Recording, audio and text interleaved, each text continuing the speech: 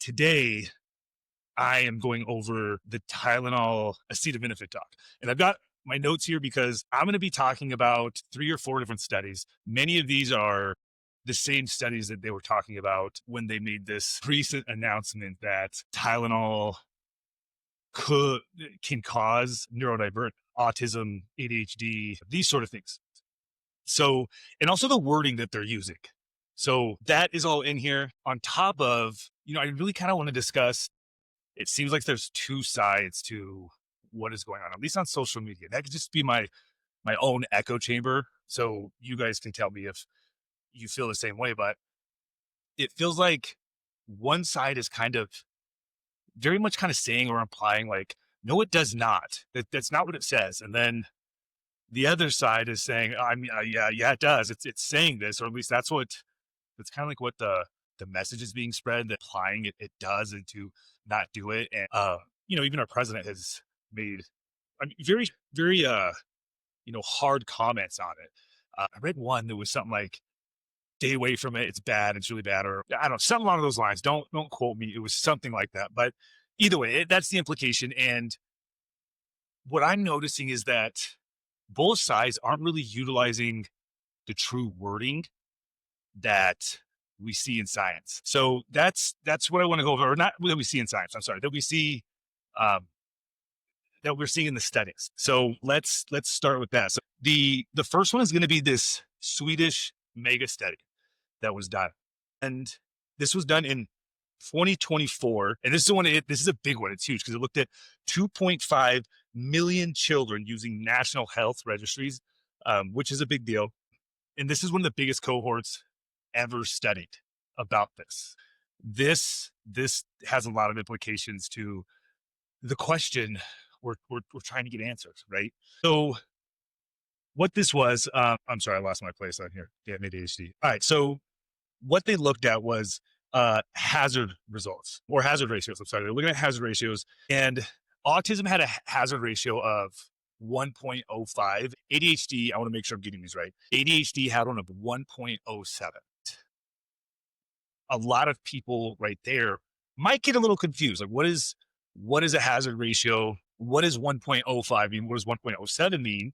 Because it kind of seems like it might be a big number because it's not 0, right? I think a lot of people are like, if it's not 0, then I guess there's a chance. Hazard ratios. This is basically how researchers will take how hazardous is this to somebody over the course of time. So not just like in one-time usage. Over the course of time, how bad was acetaminophen for women during pregnancy? So before I go over that, though, before I give you what it says here, let's go over what hazard ratio actually means, because that's going to say a lot to this and what those numbers mean. So a hazard ratio of 1.0 means there's no difference at all. If there's a hazard ratio of over 1.0, then there could be. And if there's one under the 1.0, then again, what page was I on? So the either higher relative risk with a higher number, 1.0 is nah, and below 1.0 is a negligible or less relative hazard ratio for this. 1.05 is over 1.0, and 1.07 are over 1.0. So that can be alarming also. But now we have to mathematically kind of break this down. Like, what does this look like though in real numbers? Because how bad is this actually going to affect us? So really what that means is when you look at the hazard ratio, don't look at the 1 point, the 1 point. You take that away. It's the 0.05, the 0.05, I guess, not the point. Take the 1 away. 0.05 is what we're looking at. 0.07 is what we're looking at on those. That means there's a 5% chance or a 7% chance of this happening, of an increase of a hazard ratio. So if the Tylenol over time for autism and ADHD, there was a 5% and a 7% increase for taking the Tylenol over time. But if we broke that down into actual math numbers, so keep in mind that with like autism and ADHD, it's a 1 in 20 chance. We know that. Studies show us that's 1 in 20 chance. So when we apply these hazard ratios, we take that and we times it by that 1.05, that 1.07. So what that ends up giving us is, instead of a 120 chance on here. I want to make sure I get this right. Yep. You end up with 21 out of 1,000 births. So it only increased it by one. So is there a risk? Yes, but it was a small risk, right? But we still do see an increase. There's an increase. So we have to like break that down. What is this? What does that increase actually mean for us? So we also have to talk about relative risk factors and absolute risk factors. So the relative risk factor here, those a lot of times are like these, they can make headlines. That is when we see the 5% increase and 7% increase. And even though it's a small number, the media knows that immediately our mind's going to go, well, that's small, but you apply that across so many births, that's a huge number. But that's when we go to this other side and we look at that absolute and we see that it only increased it by one.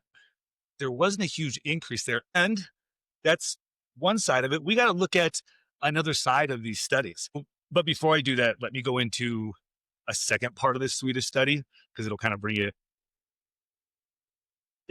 all together.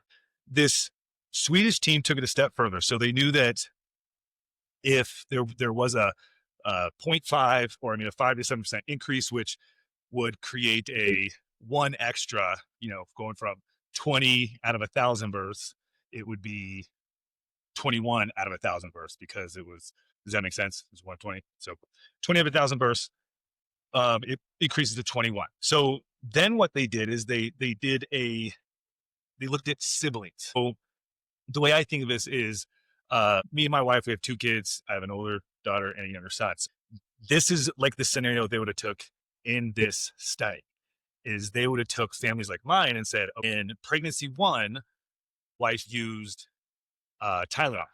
And then in pregnancy 2, I didn't use Tylenol. Were there differences? Did we see one with ADHD and one without ADHD? It essentially took that 1.05 and that 1.07 down here. This is what I have in here. To get from those hazard ratios being that high down to 0.98. So even less. So what that tells us is that there are confounding factors here. So let's kind of talk about what that means. So when they compared the sibling studies, they dropped. Confounders are what kind of muddied the water here. And sorry, I'm trying to find my place on here and make sure I touch on everything because I tend to like skip all over the place. We have these confounders and we have shared confounders and non-shared confounders. So in the shared confounders, think of those as like genetics, right? Mom and dad made both kids. So most kids are going to have these same shared genetics and they lived in the same house. Technically, parental education was pretty much the same. I mean, maybe that deferred if parents went to college later. I don't know. Economic status, family environment. These things, the siblings both shared in that house, right? And then we have non-shared confounders. And these are the difference between, like, let's say during the first pregnancy that they treated with Tylenol, my wife maybe got a bad flu that lasted like 4 weeks. And so she had a high fever. So she was utilizing Tylenol to bring the fever down. Or let's say she had a bad tooth, she had a tooth infection or something like that, had some kind of pain or an infection anywhere, right? And when you was utilizing Tylenol over the course of days or weeks to treat the pain, or inflammation. Maybe she fell and twisted her ankle and had a bad fall and lots of inflammation, right? So she was using the Tylenol to treat that. These are things that could be different, right? Because that could have happened in pregnancy 1, but maybe didn't happen in pregnancy 2. So those are things we can't, like, you can't give your wife the flu or a fever to test this, right? There's ethics that would, really kind of make that not okay to do. So we can't test those. And so those are like non-shared confounding factors. So the sibling study essentially filters out a lot of the shared stuff, right? They get that shared stuff and they're like, well, this stuff you guys both had, so let's get rid of that. And let's just look at these non-shared confounders, right? The things that could have been different, whether we used Tylenol, whether we didn't use Tylenol, whether there was headaches or there was migraines or whatever it was, right? Was it the Tylenol or was it the confounding factor, the reason why they were using the Tylenol over that course of time? And so this is what they were essentially trying to filter out during that time. So what this study ended up doing was taking out the shared ones and saying, well, it's not that, right? Because mom had 2 pregnancies at different times and there was the same parents, the same genetics, all these things were pretty much the same. And so we're not looking for those. We're looking for what was different. What are the variables that are different? And even when mom took Tylenol and there was a fever and it was for 3 or 4 weeks, or she was treating a toothache or something like that, we still seen that the chances of getting autism or ADHD or one of these were the same. So we went from like going higher to actually lower once we took out the factors that made it the same. And so that means if we take out the Tylenol and we take out the fever and all those like environmental factors, and we bring in like genetics and we bring in those things, that's probably where more of it is, because when we took the Tylenol and those things, it actually brought it down. So I hope that makes it make sense. So we've seen this increase in that first part of it when they did it. But then once we were like, well, hold on, let's take some of this out, like take out genetics, take out these things that we think are the 70, 80%, and let's see what it is. And that's what we saw. So, and remember guys, like my goal here isn't to influence you one way, whether it did or didn't. My goal is to tell you what the studies say, and then you make your own decision on it. Like that's kind of what it should be.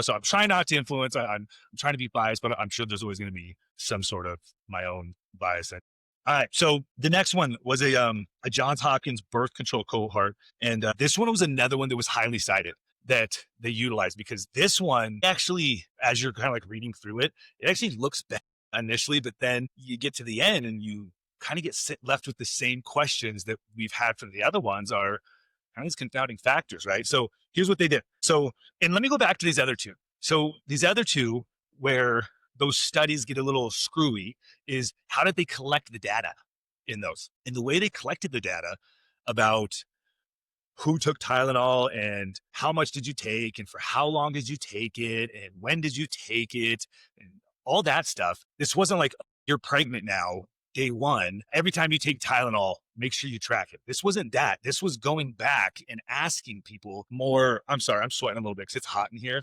so forgive me.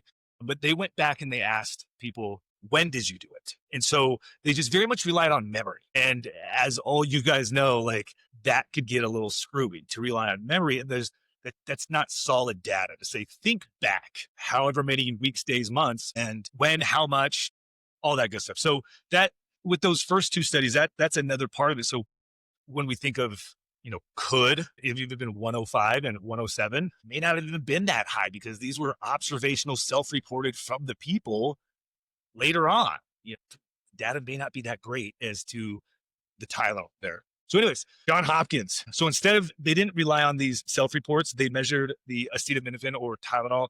They did it to biomarkers in the umbilical cord. So when mom takes Tylenol, it goes to the body and it can leave essentially traces of it in the umbilical cord, so we can see how much Tylenol or acetaminophen mom took, because there's going to be buildup there in that tissue. So that's what they did. They got this tissue, and when these kids were born, I guess, or when they came out, kids whose moms took Tylenol, and they tested it. And once they tested it, they said, all right, let's put it into groups of like a little bit of Tylenol, medium bit of Tylenol, and then like a lot of Tylenol here. So we got 3 groups there, which is better because they weren't relying on reporting, right? We can just see how much is there. There's a lot or there's a little bit there. So that's a much better way. And so what were the results here? So there were the exposure group. There were a 2.9 for ADHD. And I'm sorry, the high exposure group for Tylenol. So 2.9 for ADHD and 3.6 for autism. And what they were measuring here was the relative risk. So what is the relative risk of taking Tylenol during pregnancy, and then your child developing autism or ADHD? So we got 2.9 and 3.6. So number one, let's look at what relative risk actually means. It's a little bit different from your hazard ratio, but what it's looking at essentially is how much more likely one group is to get it than the other. So how much more are you likely to get ADHD or autism? I might just start referring to it as just say like neurodivergence, because the spectrum in a lot of these together. I might just start saying that. Okay, back onto it.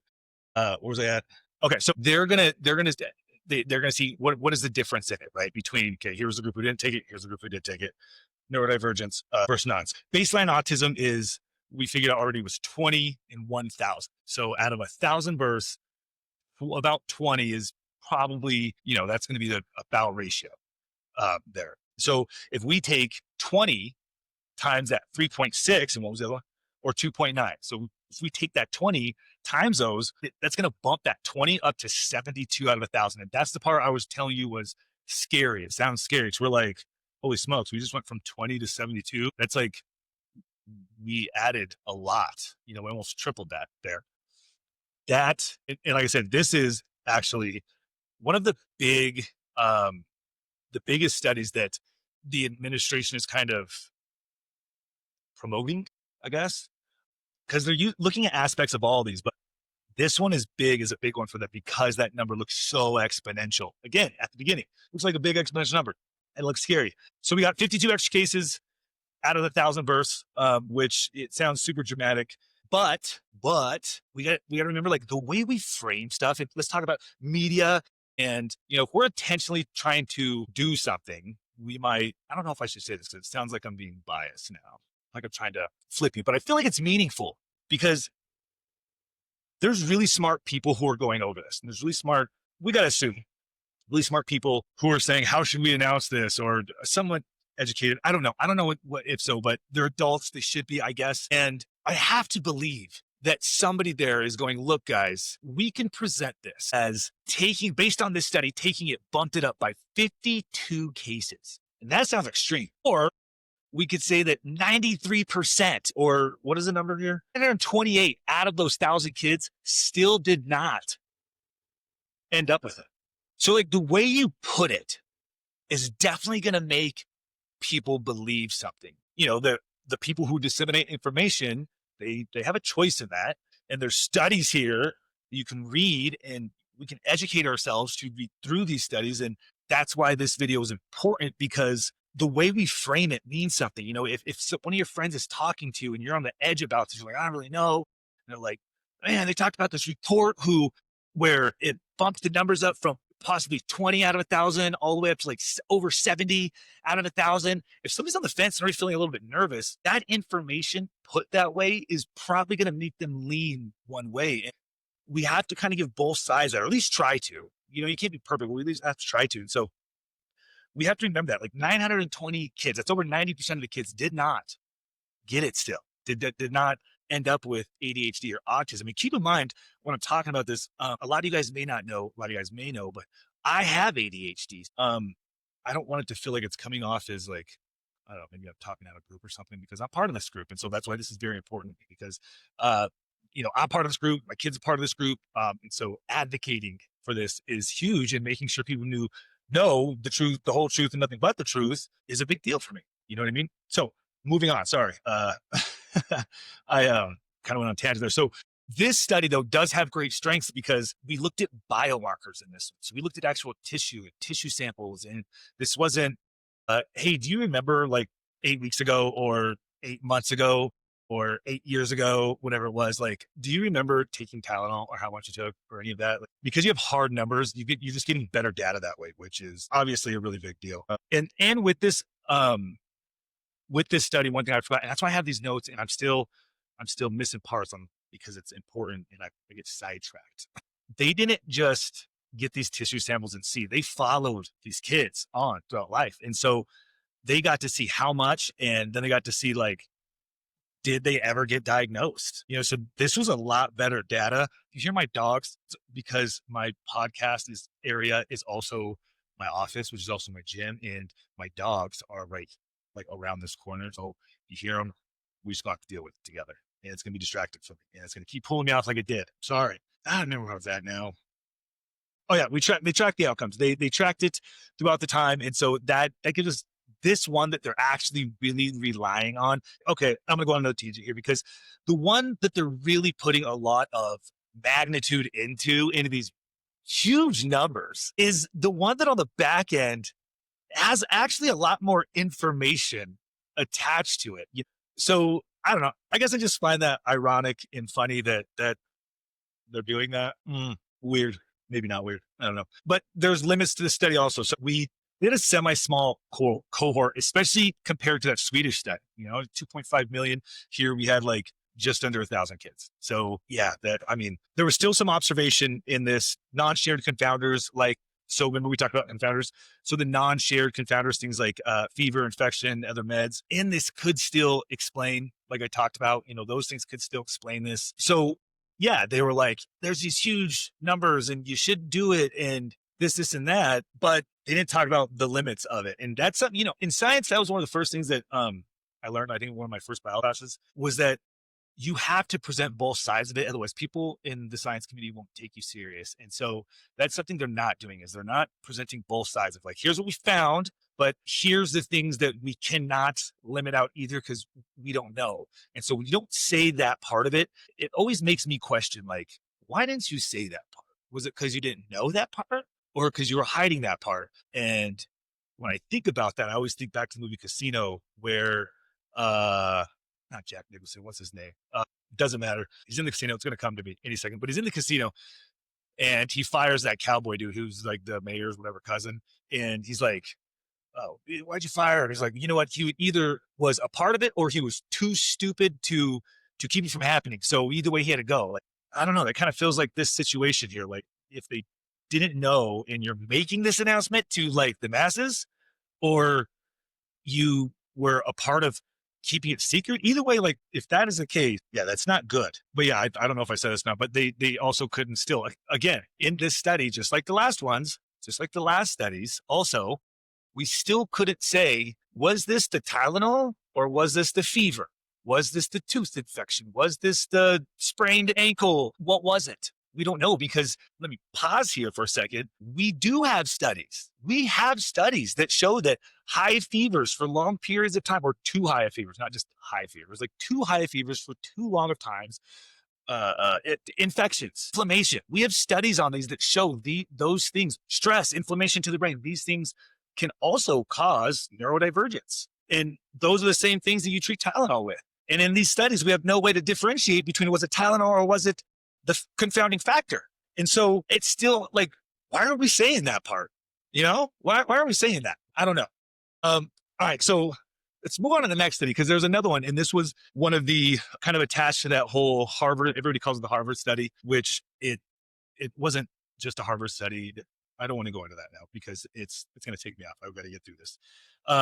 Really, it was Mount Sinai and Harvard researchers did a systematic study of 46 studies. So they got 46 studies and put them together and then said about Tylenol and neurodivergence, and then said, what did this show us? What do all these studies? When we look at all these studies, and when they get these studies, there's also like a criteria that they're utilizing. What do the 46 studies show? Because these 46 studies are going to be, from a lot of different places, have a lot of people included in there. And so you're getting variety. You're getting randomization on some level. It's not just from a space. It's from all over. What does this look like? Because again, if it's just from one space, there could be confounding factors there. But if it looks from all over, that's going to make the adjustment, right? To go, what does it look like everywhere? And if there's one spot where it's higher, maybe we got to look there and see what's happening here. So, sorry, I digress again. But this is kind of more of a big picture overview. Out of those 46 studies, 27 had positive associations. Okay. And this is a key word we have to track: association, because in science we have like association, we have correlation, causation, and they all mean different things. And you can't interchange these words. And sometimes people do, implying something else, but then the person receiving it doesn't get that implication. And so it doesn't work. You have to use the right words and then you have to know what that word means, because you're also kind of like responsible. We're responsible for knowing that. So going back, association is I want you to remember that word. 9 were null. So 9 were like, we don't show. We're not showing us. And the studies that I was just talking about were part of this. So 9 were null and 4 were protective. So 4 of those studies said we actually showed that acetaminophen had neuroprotective properties to it. So good things happened. So that's weird. There's only 4.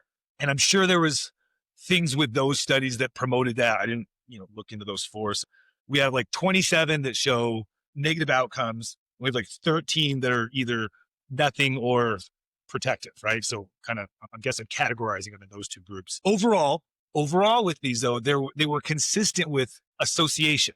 Again, that's keyword. So how do the meta-analysis, like when they take these 46 studies, they are going to get studies that have to do with what they're obviously trying to look at, right? So Tylenol, pregnancy, ADHD, that sort of thing. But think of it as if like this meta study is like right? Something like that. It's kind of how I'm trying to think of it. I hope this is a good analogy, because sometimes I knock analogies out of the park, but sometimes people are like, what? But it's like having a recipe. That is the meta-analysis. The meta-analysis with the 46 studies is a whole recipe with 46 ingredients. And, you could be utilizing a cookbook that's telling you this most beautiful recipe. I mean, it's 46 ingredients. That thing's gotta be amazing, right?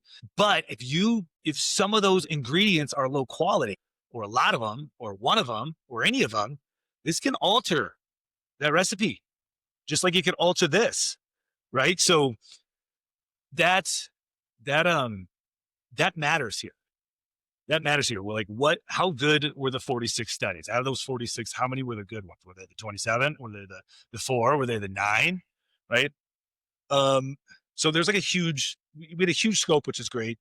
And we also use like formula bias ratings, which was awesome. But again, I got to go with that, garbage in, garbage out. If they included weak studies, then that also, if you use poor ingredients, it's going to alter the way it tastes and also the way it looks. It's going to alter a lot of it, So when we do these in meta-analysis, we also got to look at not just these numbers that come with it. We got to go even further to go, what studies did they use? So we got to dive deeper into this. And with this one, again, sorry, I lost my place again, but we have the I guess what I'm trying to say is one part of the limiter here is how good were the studies. And within those studies they used, go back to number 1 and 2 was the confounding factors. We still couldn't separate those. We still can't separate those. We're doing all these studies and we keep coming back to the same thing. Like, was it the chicken or the egg? And that's kind of where we're at with these studies, is everything we look at always comes down to confounding factors, but here's what we do know.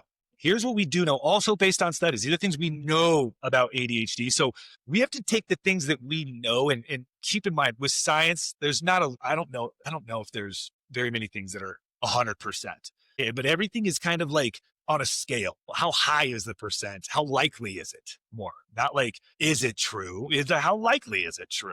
And so we know that it's very, very likely true, like really likely true, that 70 to 80% of neurodivergence, ADHD, and autism comes from genetic traits. So when I say genetic traits, I'm talking like, if somebody in mom or dad's family was left-handed, you could have a kid who's left-handed because that's a genetic trait that came down. It's not like a mutation. It's not something weird. It's a genetic trait. Same with like IQ. IQ is a genetic trait that comes down.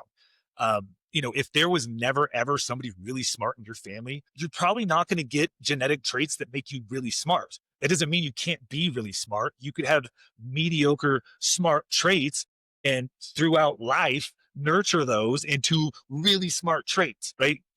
But we know that this is 70, 80% traits, right? That leaves 20 to 30% of like, what's this? Like, what is that? What's that part causing it? And so that is what we also have to keep in mind, because we're not trying to fill up the whole 100%. We know where 70 to 80% of it comes from. We're in actuality trying to figure out the 20 to 30%.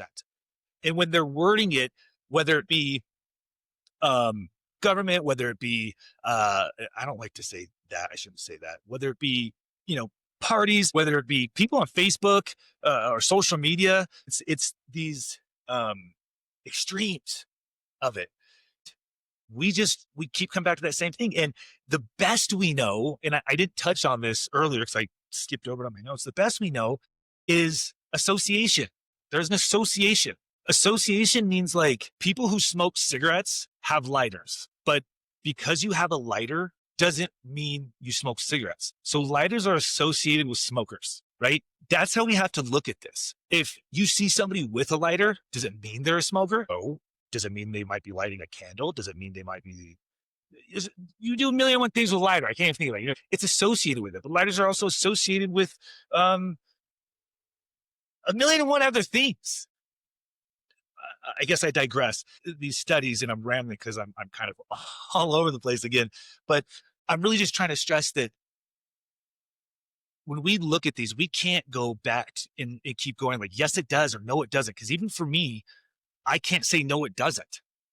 That would be implying, I feel like I'm implying like 100% it doesn't, or I'm even leaning in that way more. I'm going to say we know it's associated, I don't know. It could be the fever. It could be the Tylenol, right? It's kind of 50-50, filling up that other 30%. That's what I was talking about, but 30%, 30%. Um, these are, these are environmental factors. I'm dropping my papers everywhere. And these are the same as plastics in the air.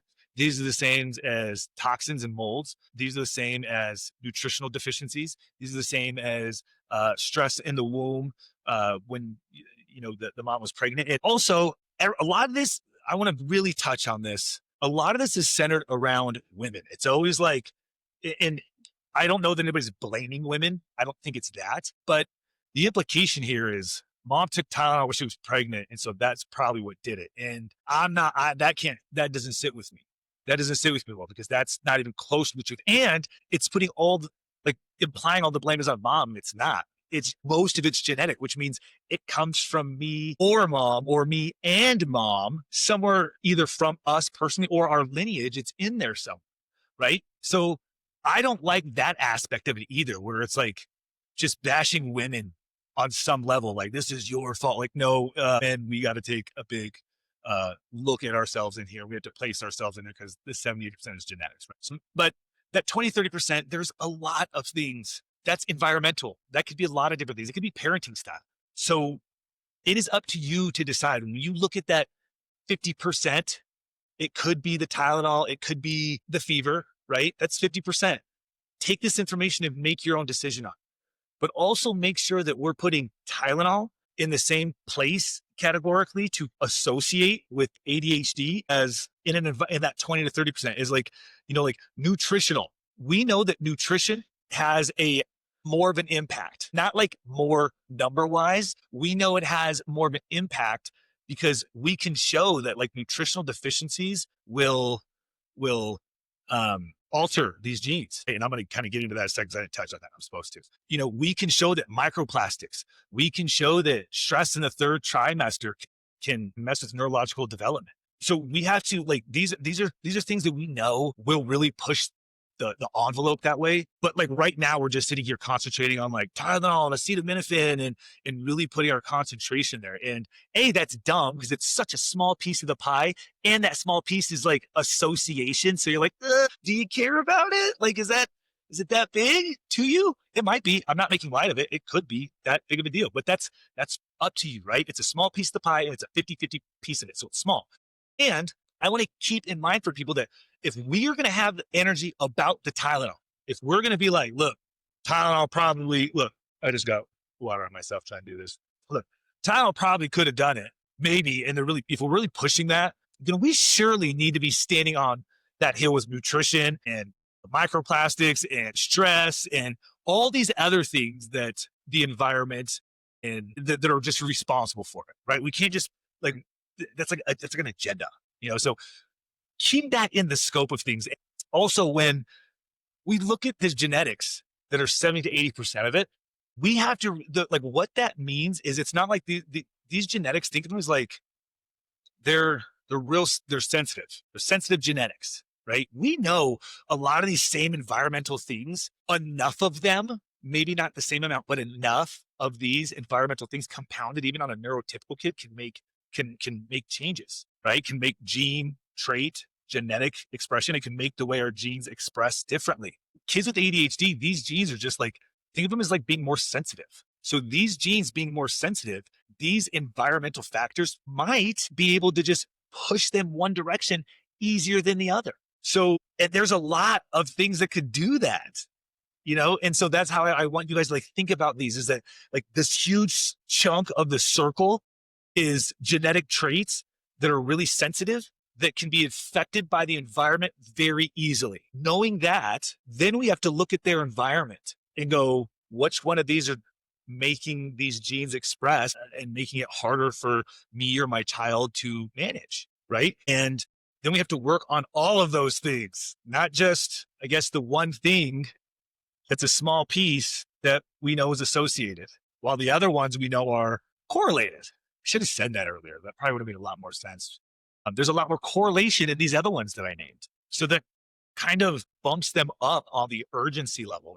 So the fact that we're even stuck on this conversation is wild to me. Like, should we care about it? Yeah, we should care. It's associated. We should keep an eye on it at least. We should know about it. We should know the truth about it. We should be like, we should do two things. One, let's try to be really healthy and do what we can before we get pregnant. And we should, as men, we should help our wives or significant others, whatever, be healthy. So we don't have to worry about the fever or the infection or whatever. And then we don't have to worry about the Tylenol.